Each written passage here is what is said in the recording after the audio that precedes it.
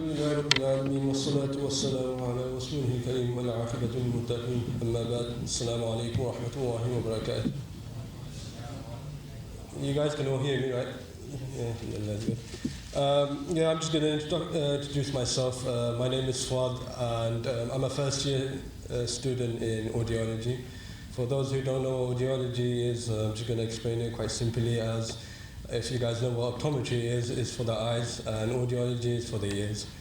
And alhamdulillah, it's quite a bit weird for me to be giving a talk. Usually I'm the one that's organizing these talks for you guys. So it's a bit weird for me to be sitting here and actually be the speaker for today. And Jazakallah for all of you guys for coming. And as you can see from today's title is my relationship with Allah SWT.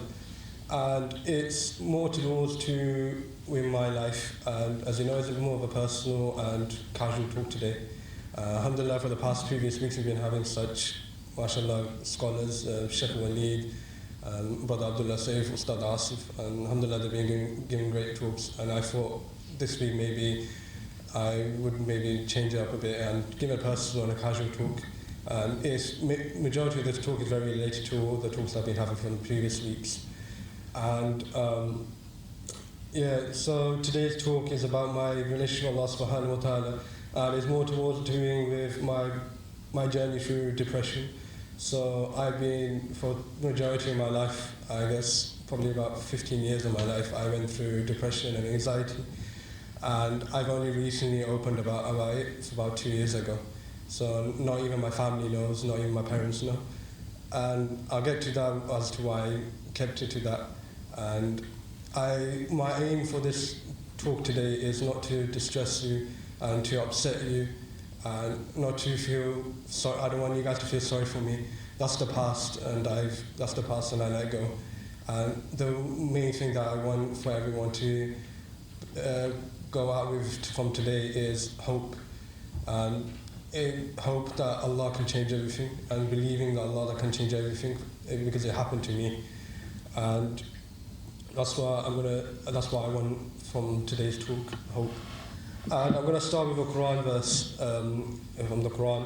لا يكلف الله نفسا إلا وسعها. And the Quran verse means Allah does not burden a soul more than what the soul can bear. And this verse can be related to in many different ways. It can be related to fiqh.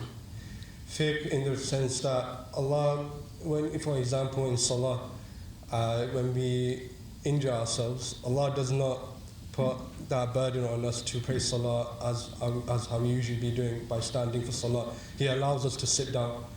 That also can be related to the verse. As also, that verse can be related to what I'm going to be discussing today. And I want you guys to keep hold on to that verse, and inshallah I'll come back to that. So today's topic, before I start mentioning about my life, I want to discuss there's a school of thought in psychology, and it's quite common, and it's these two words, and I feel like it's been very common around today's society, and everyone's labelled to that. And those two words are introvert and extrovert. And I want to briefly explain what they mean. So, as for an introvert, that person, he thinks before they speak, and they have more deliberate approach to risk and enjoy solitude. And they feel energized and when focusing deeply on a subject or activity that really interests them.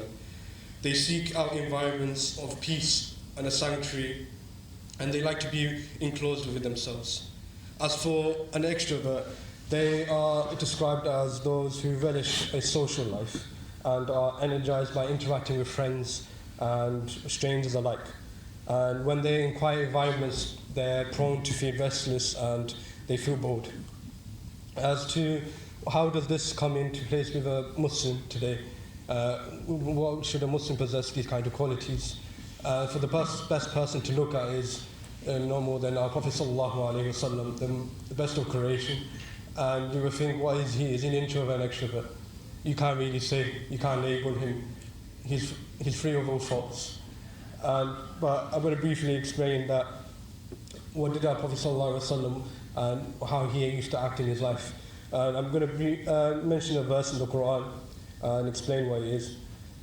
بسم الله الرحمن الرحيم يا أيها الذين آمنوا لا تدخلوا بيوت النبي إلا أن يؤذن لكم إلى طعام غير ناظرين إناه ولكن إذا دعيتم فادخلوا فإذا طعمتم فانتشروا ولا مستأنسين لحديث إن ذلكم كان يؤذى النبي فيستحيي منكم والله لا يستحيي من الحق وإذا سألتموهن متاعا فاسألوهن من وراء حجاب ذلكم أطهر لقلوبكم وقلوبهم وما كان لكم أن تؤذوا رسول الله ولا أن تنكحوا أزواجه من بعده أبدا إن ذلكم كان عند الله عظيما. So for the meaning of this verse, Sadaqallahu al-Azim, so for those who want to know where this verse is coming from, Surah Al-Ahzab, it's coming from the 26 Jews of the Quran. So for those who are Hafiz, you may know, forgive me of this verse. And the meaning of this verse, it came about when the Prophet ﷺ, when he got married, it was very recently, and it got revealed after that. Some people call this verse as the verse of the veil. So this came into about when with his wife, the Prophet ﷺ wives. But it can also be related to in the sense of introversion and extroversion, because in the meaning of the Quran, in the verse it says, O you who believe, enter not the Prophet's house except when leave is given to you for a meal, and then not so early as to wait for its preparation. But when you are invited, enter, and when you have taken your meal, disperse, without sitting for a talk. Verily, such behavior annoys the Prophet ﷺ, and he is shy of asking you to go, but Allah is not shy of telling you the truth. So where this verse is coming from is that the Prophet ﷺ, it's very hard to describe the Prophet ﷺ in terms of in the introvert and extrovert. Is that it wasn't that the Prophet ﷺ, he used to like being around with the companions radiallahu anhu, but he also liked to be secluded, away, being by himself. And another example is when he used to go to Hira, to be away from because he used to see the evil of outside in the society. And what he used to do is he used to go back and he used to seclude himself, isolate himself from the world, and be with Allah SWT. And as well as that, the Prophet ﷺ, he wasn't just quiet, he wasn't just always keep himself to himself. He was always used to be open to the Sahaba radiallahu anhu. And is a perfect example, what was his main objective? It was to spread Islam, and to do that is to preach, and he used to do a lot of da'wah work. And so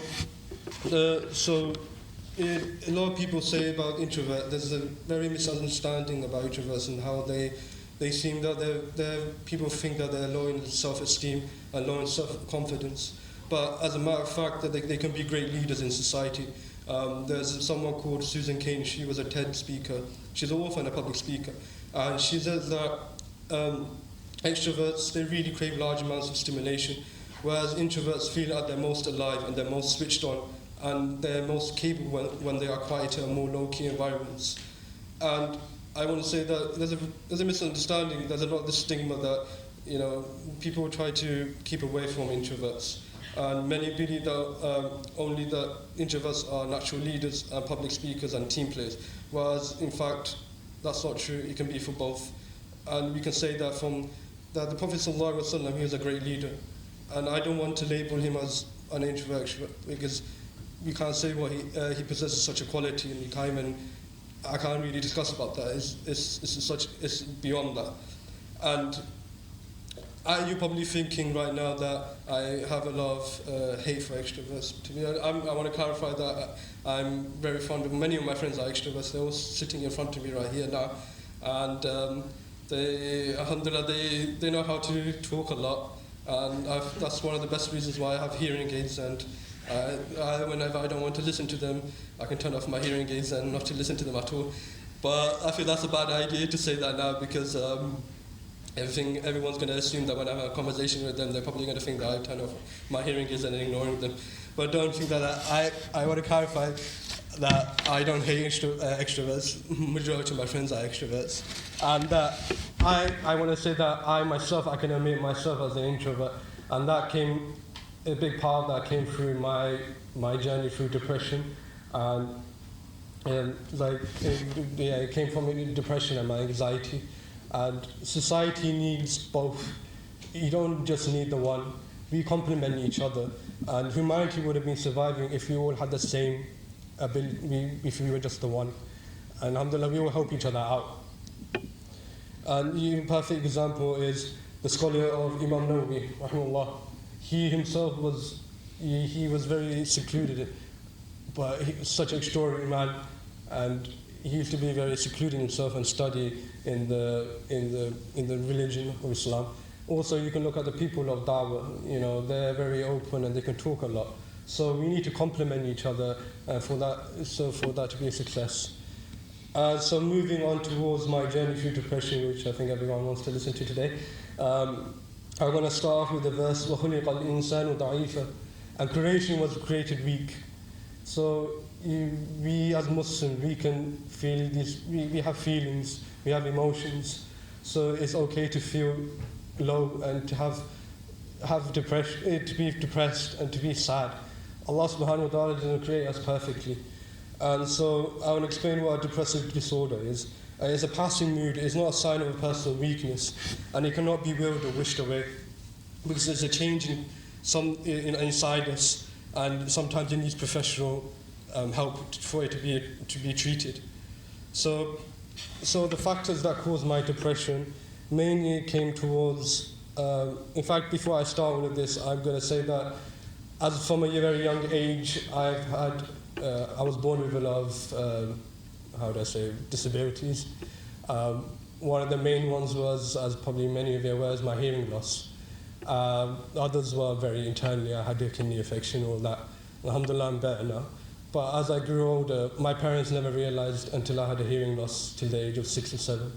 For those who are wondering how bad is my hearing loss as I was as a child, it's as if you have headphones and you put them inside your ears and you don't play anything. That's how I used to feel when I was a child.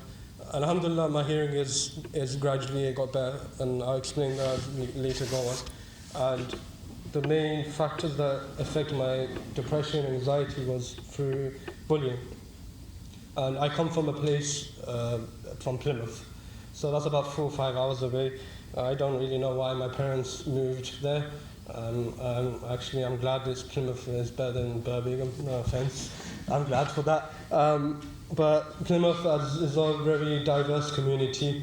It's a very, not very many non-Muslims. The population is about 300, 400,000, and there's only about 5,000 Muslims. So let's put in that perspective that I'm the only Asian family in my area, and Plymouth is a city, and I live in the 3rd biggest area in the whole city. So I'm very secluded from that, and I genuinely don't know why my parents moved there. I never really asked them that.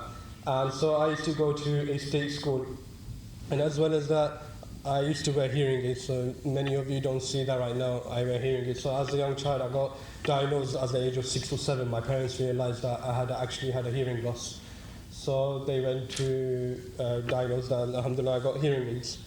And the thing about hearing aids is not similar to what we have as glasses. Glasses is very accepted in society, but with hearing aids, not many people know about that. I don't know about today, it's probably improved. And so I used to go to school, and my hearing aids were very apparent, not as much as they do now. My hair was actually covering it, and they're a bit small.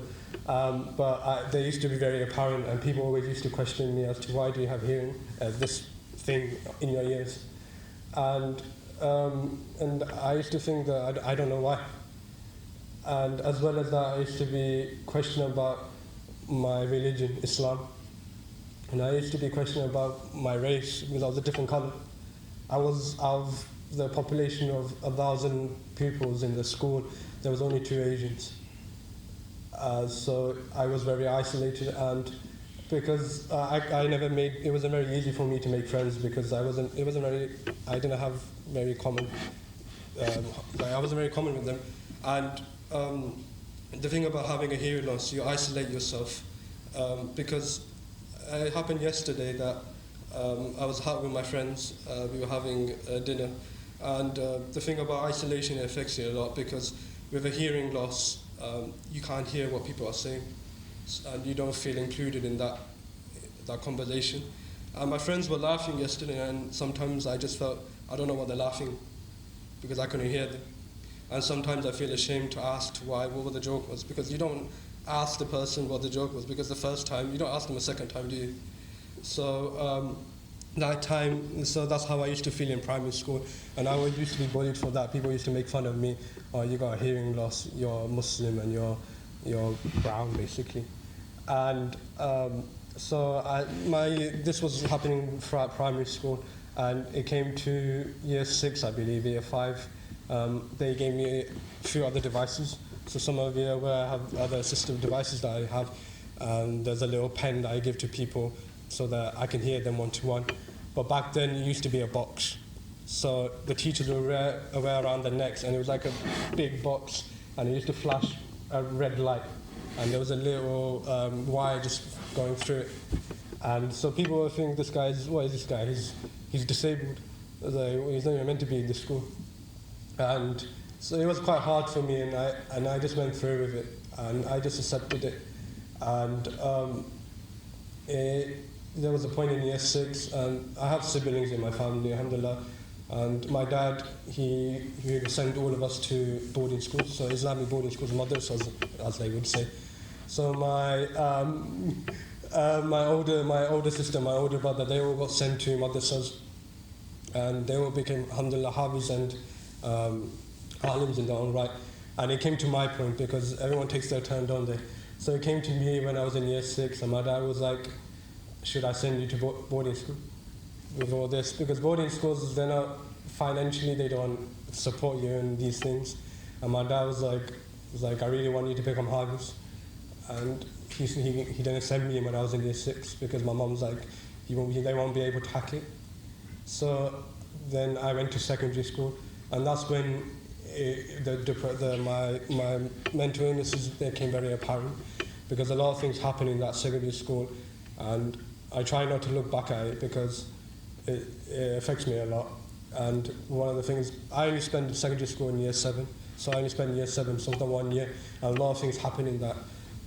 There were so many events, and there's so many things that happened in my life, and I'm keeping a lot of, I'm not going to share all of it today, because that's for me to keep it with myself, and so I feel like it might be too distressing to all of you. But there's some things that happened to me, and one of the things that happened to me was, I got, one story that happened was one day, well, basically, my dad, he's a very strict figure, and he would always encourage us to pray our salah no matter where you are. And so, alhamdulillah, I used to have a really nice teacher, and she used to let me pray my Zuhr salah. So obviously we're in school during Zuhr salah, and I used to pray my Zuhr salah in the classroom. And the thing is, everyone would be looking at me, what is this guy doing? And I would come out and people would be laughing at me. And there was one day, 3 boys there in year 11, and they pelted me with stones. And they pelted me with stones, and alhamdulillah, nothing got scarred, and it's not very apparent, you can't see the scars. And I ran away from that, and I never shared anyone. I never told my parents, I never told my family, because I felt ashamed, because my older brothers and my older sister, they're all fine, they don't have any disabilities, and they would always tease me, oh, you're the imperfect child, you always put stress on mum and dad, that you got this and you got that. And alhamdulillah, I'm finding my brothers and sisters, I'm really close to them today. They're like my teachers. I always talk to them about my concerns, both my brother and my sisters. And many things happened, and this point, as well as that, a week after that, I got an incident where 6 people came up and they forcefully cut my hair. And for these reasons, it's because I'm a Muslim. It was something that they want, and I was a different race, and I had a disability, and I always kept quiet about it. I never went to anyone about it, and I don't know where they are today. And I remember it was just a point where as well as my brothers and my sisters were teasing me, I remember one day I was in my room and I was just crying and I was really upset and I didn't know what to do. And I was on the radiator, I was sitting on the floor, and I was, on the floor. And I have 2 other siblings younger than me, I'm the middle child. And my little brother, he also has a hearing loss. His is worse than mine. He's partially deaf. He's like at that stage where he's completely deaf. Alhamdulillah, he's got devices like me and is helping him. And my brother at that point, this is in 2010 I believe, and I was in my room and I was thinking about things and I was questioning myself, what am I doing? So what is Allah doing to me? And I was contemplating about things that no one should ever think about. And I was just talking to myself. And my brother, he was about 5 years old then, so he didn't know how to talk because of his hearing. Me and my little brother, we're very close because we can be relatable. And I remember my brother came in the room, and he had a towel in his hand. Not tissue, not a tissue paper or anything, not a napkin, he had a towel. And he's walking in the room, and he came up to me, and in Bengali, you have these respective titles for our siblings, so my brother was meant to call me Baya. But the thing with my brother, he never used to hear people, and he would always hear Fuad, Fuad, Fuad for my parents and my brothers and sisters, older brothers and sisters. So he never used to call me Baya. So what he would always used to call me is Swad, the letter Swad.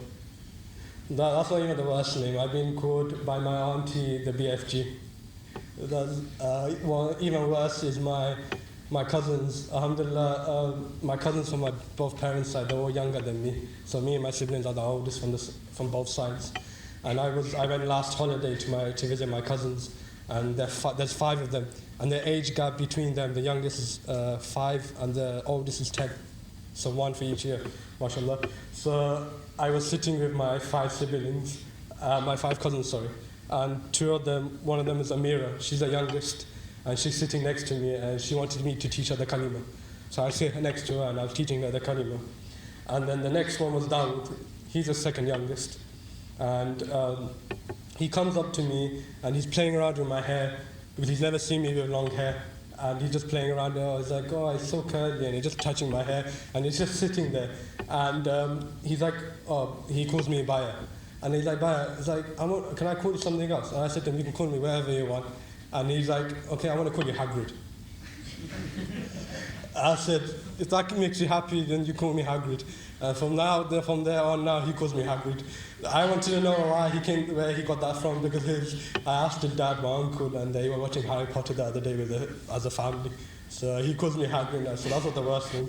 So my brother, let's go from the back of the story, that my brother, my little brother comes in, and he calls me Swab, and he looks at me, and he's smiling, and he can't hear nothing. And he just looks at me and I'm crying. And he gets the towel and he wipes my face. And he's 5 years old, and I'm just like, he's wiping my face. And after wiping my face, he puts the towel on the bed and he sits on my lap. And he just sits on my lap and he's just there quiet. And he was there for an hour or 2, just sitting there with me. And that's why I'm very close to my brother today. And like we need to have people in our lives like that who care about us. And so that was one story. And so secondary school, after year 7, I went to, alhamdulillah, I had the opportunity to go to Umrah. My father let me go Umrah, and I went to the Masjid al-Aqsa as well. And before then, audiologists said that, so the doctors, they all said that you have permanent hearing loss. Your hearing's not going to get any better.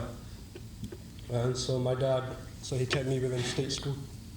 And so alhamdulillah, I had the opportunity to go for Umrah. And it was such an amazing time. I went to Palestine and experienced a lot of things. And I came back, and a few months later, I had my daily checkups, so to go for my hearing tests. And one thing that my family is starting to pick up a lot is me responding, because I never used to respond to them, and they used to call my name, because I used to never hear it. And after I came back from Umrah, I was hearing a lot better. It wasn't cured, but it was a lot better than what it was before. And I went for a test, and alhamdulillah, there were some improvements.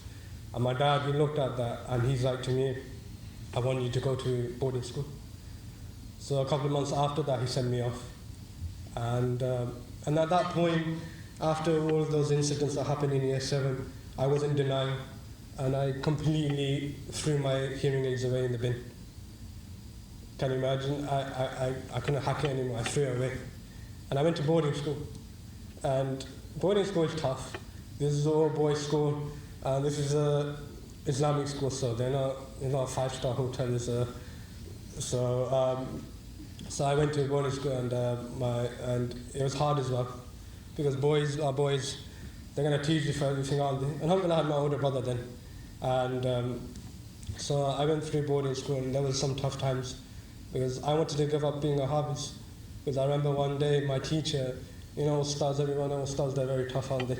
Well, alhamdulillah, they never hit us. But I remember one day my Ustad I was reciting my Quran, and I made a mistake, and he would repeat the mistake back to me and correct it for me, and I would say the mistake again. And he did it 4 times, 5 times, I believe. And he got so angry because I never heard him. To be honest, I kind of blame myself. I was meant to wear hearing aids, but I threw them in the bin. And he's like, "Are you deaf?" And at that point, when a Ustad gets angry and they question you, you're meant to keep your mouth shut. But me being me, I said yes. And he got so angry, he just like, I don't know, he didn't do anything. You can see his face just got so red, and he just kicked me out of the class. And I've never been kicked, I've never been sent to the office ever in my life. And that was the first time. So I was walking, it was like a walk of shame. I was walking through the hall and everyone was looking at me and I was just crying. And I was outside the office and the head of the department, the Hibs, and he's like, "What are you doing here?" I was like, "Oh, I got kicked out of the class." It was a while because I said, I talked back to my Ustad. So what did he say? I was like, "Are you deaf?" And what did he reply? I said, "Yes." Is that true? I said, "Yeah."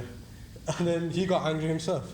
So he called my parents, and my dad was like, he didn't understand the situation.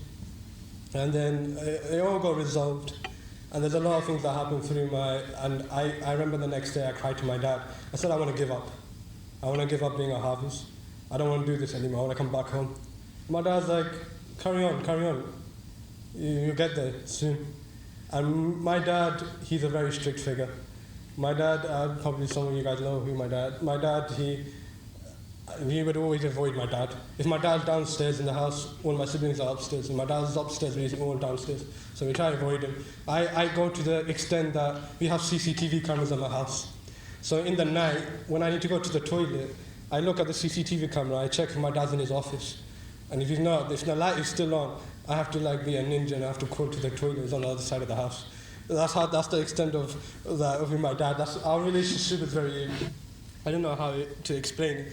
I'm sure you guys get the idea of it. And so my dad, alhamdulillah, the parents, that's one thing that I wanted to discuss as well. We always remind of our parents, subhanAllah, and one thing, we're not giving enough credit to our fathers.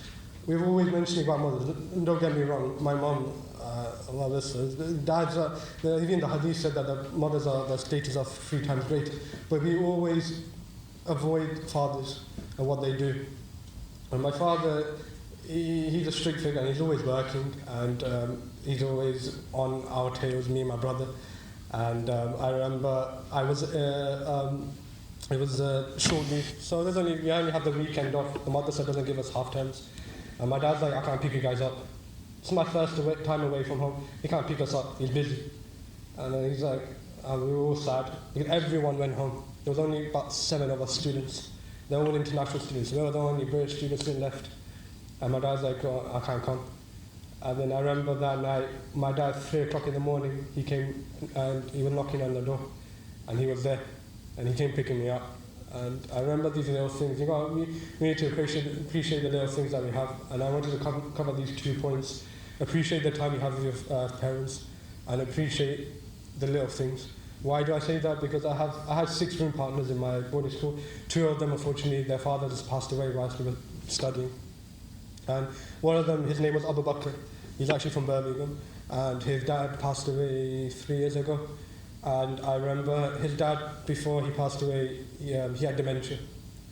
And I remember so he used to go home every week because he was local. So when he used to come back for the week, he was always crying. And I asked him why. He's like, "My dad didn't remember me. He didn't remember my name. He didn't know who I was. He didn't know who my mum was." and because his dad attacked his mum and himself, and because he didn't know who they were. And what we learned from is that appreciate the little things, appreciate that your parents know you.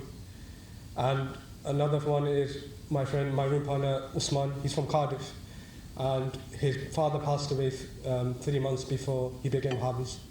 And when we become Hafiz, we have a graduation ceremony. So we sit on the minbar and we finish off our khatam. So we read the last 3 surahs of the Quran. So Surah Qul Huwallahu Ahad, Ikhlas, and then Falaq and Nas, and then we finish our khatam. And everyone's there, and it's a celebration. And I remember the day that he did his minbar, he became Hafiz and his dad passed away 3 months. And when you're in that kind of event, you would want your parents to be there, to see your achievement. And his dad wasn't there. And I remember I was talking to him, and he said to me, because I always used to complain about my dad's this and that, he never used to let me go on, he's always doing this to me. And he's like, don't complain about your dad, man. He's like, at least he was there for your graduation. And I remember it was before he left, he was like, just appreciate your dad. And as well as mothers. Mothers are, subhanAllah, they're amazing. My mom, the things that my mom used to do, because obviously with my problems, I suffer from insomnia. For that particular reason, one of the things that caused it was tinnitus. And so basically, I hear things in night, sounds, so that stops me from sleeping. And my mum would always be there at 3 o'clock in the morning, standing next to my door in my room and making dua for me, making sure, giving me relief. The things that they used to do is unbelievable. And my mum, I remember one day that my family was targeted for a group of people because it was just something that going on in Plymouth. And so one day there was people that was in the garden, and so our cameras indicated that. So it was meant to be me and my brother, we meant to go downstairs and sort that out. Instead my mom's like, you guys stay upstairs and I'm going downstairs. I'm not saying my mom was doing, alhamdulillah. I still remember the times when my mom would chase around the house with a sandal and give me a whack, but the things that they do, it's amazing. And I remember when me and my brother, my sister left, because we all 3 of us went to boarding school. And my dad used to say, my mum would always cry her heart out. And we always had this one rule, me and my brother, never tell mum when you're ill. And I remember the first time I got ill, I had an ear infection, I had a fever, so it was really bad. And I wanted to complain it to someone, so who else to complain to? My mum. So I had to call my mum, and I complained to my mum, Mum, I'm ill. And after that, my brother came and gave me a punch. He's like, why the hell did you tell mum? It's like, because my mum started calling him 6-7 times a day, asking, have you fed him? Have you given him the medicine, all that stuff? But I got the last laugh. My mum's parents next visited him, I snitched him up, and he got a beating as well.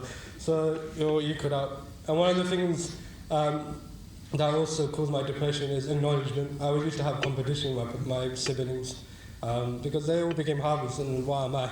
And they became alims. But alhamdulillah, today I make dua for them, and I hope they're happy, and I hope the success in their lives. And yeah, so the reason why I shared 2 years ago is because I wanted people to know, and not everyone wants to share what they're going through. And I only started wearing my hearing aids 2 years ago. So you can imagine for the next 5 years till year 11, I wore my hearing aids. So I can hear no one. So I wasn't hearing anyone, and I remember year 11, it became to a point that I started losing my hair. I lost all my hair. Like literally patches on my hair was disappearing. So in the past I've had a lot of trauma around my hair. Yeah, that happened. And the one thing I used to always do is walk around, and I would always talk to myself. And I encourage you, talk to Allah SWT in your hardships. And I want to move on to the importance of having good friends. Is that be kind to one another. And Allah mentioned in the hadith that Prophet ﷺ said that, oh Aisha, Allah is gentle and He loves gentleness. He rewards for gentleness, and what is not granted for harshness, and He does not reward anything else like it. And it's important to remember that in our daily lives we all encounter many people, and we are not always aware of what they may be going through. The simple act of being kind can sometimes be life-changing to someone. And another thing is initiate the salam. alhamdulillah, I've seen so many brothers, and they give salam all the time, and it makes me happy because it shows that it's an appreciation of you being there. And I've seen everyone giving salam, we're all happy together. And is spread the salam, it increases love between believers and reminds us that we're all in the need of Allah's peace and blessings. Do this for people whom you know and whom you do not know. As long there is a great virtue. It said in the hadith, you will enter paradise. You are not into paradise until you believe, and you will not believe until you love one another. Shall I not tell you about something which if you do it, you will love one another? Spend salam amongst yourselves. And another way is make dua for each other in private. A dua is always accepted when someone makes it in the absence of another person. Allah sends an angel down, and he says the angel says Amin to your dua. And for a friend, ask them what they're struggling with and assist them in their needs. And never turn away from a friend. When a friend comes in your need, never turn them away, because you will always regret it. And our ummah is like one body. There's a hadith, al-mu'minu karajul wahidin. Ummah is like one body. If one person's feeling pain, we should feel pain. And we should always assist each other. And finally, I want to talk about the relationship with Allah subhanahu wa ta'ala. Alhamdulillah, today Anas was reciting the Surah Duha, and that's exactly what I'm going to talk right now. And Surah Duha is amazing, and the Surah was actually revealed at the point where the Prophet ﷺ was in a low mood actually, because he wasn't receiving revelation for the past 6 months, and he had thought that Allah subhanahu wa ta'ala was angry with him, and he was upset with him. So Allah subhanahu wa ta'ala revealed the verses Wad-Duha. So Allah subhanahu wa ta'ala says, Wad-Duha. This is the first thing, what it means by morning brightness. This is the first thing you need to hear when you're depressed.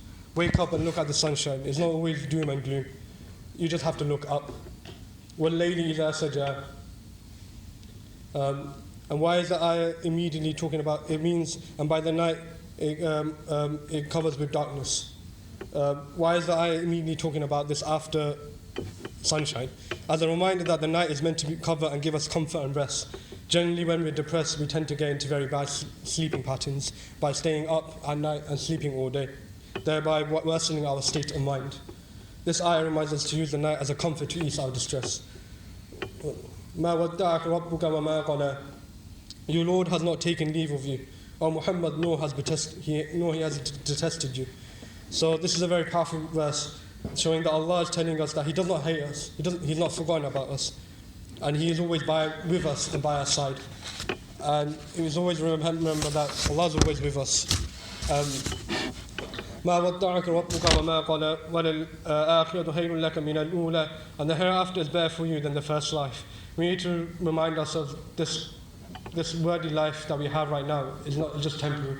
We need to remind ourselves that in the hereafter that we're going to return to Allah subhanahu wa ta'ala, and that's where we're going to be enjoying ourselves.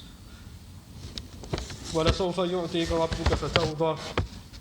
And your Lord is going to give you and you will be satisfied. A promise from Allah that very soon He will give us a massive reward, so Jannah, and we'll be happy. SubhanAllah, this is not the best thing that we can hear when we are depressed and fed up with this worldly life and our problems that you're facing.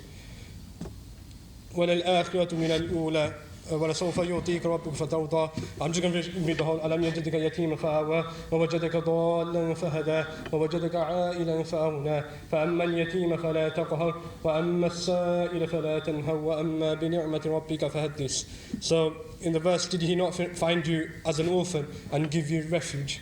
From this verse onwards, Allah gives us reason to believe His promises in the first half. In the first half of the surah, He makes us believe His promises. Now, many of us think, how will this ayah about orphans relate to the majority of us? Think about it. When there are times in your life that you were sick and you were lonely and felt like you had nobody who cared about you, He was the only one by your side at that time. Allah is He took care of you and guided you at that stage in life. And the next verse, and He found you lost and He guided you. How many of us, despite being born Muslims, have found ourselves misguided and straying away from Islam in the past? It was Allah who gave us hidayah and brought us back to the straight path and to Him and made us practicing Muslims. And the next verse, and He found you poor and made you self-sufficient. You know, there are times in our lives where we're low in money and we're low in income. But Allah subhanahu wa ta'ala, He grants us sustenance. It talks about risk. And we always, when this person feels depressed, giving him, Allah will always help him in the future. The next verse, so as for the orphan, do not oppress him. This ayah is the depressed people are mostly consumed with their situation and feel that nobody could possibly be in that situation. And this ayah reminds us that look at the Prophet ﷺ and the Prophet ﷺ, what they went through. And we need to constantly remind ourselves of what they went through, and is our situation worse than what they went through. Next verse, as for the petitioner, do not repel him. So Allah has given us food and clothing, and He's given us shelter. So if you think about the people around the world, they don't have anything, they don't even have shelter. So we need to be grateful for what Allah SWT has given to us. And for the last verse, where it says, but as for the favour of your Lord, report it. Complain to Allah SWT. If you have something to say, share with Allah SWT. He would always answer to you. And always read Quran, do zikr, and listen to Quran. You know, one thing that a lot of people ask me is, why do I walk home? My apartment is about half an hour away. My parents never let me stay in the uni campus, so I had to find somewhere else. And I walk half an hour every day, and they ask me why. And it's because as a young child, I had a hearing loss, so I can listen to Quran. And alhamdulillah, it became better. But the audiologists have said that it's going to deteriorate as you get older. And Allah knows best. So that's why I do all the time. I listen to my Quran. You know, appreciate the little things before it's taken away from you. Because in that half an hour, I always listen to Quran, and I want to make the most of it, because when I get older, Allah knows if I will have my hearing again. And another one is nature. If you look around nature, I don't know, Birmingham doesn't have much to offer in nature, but look around you, just look at the sky, see what Allah SWT, what He has created you.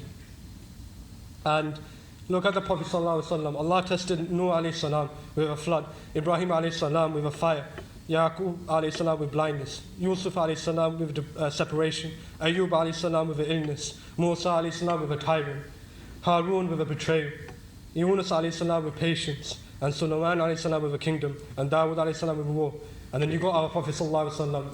He had everything. So who are we to say, why me?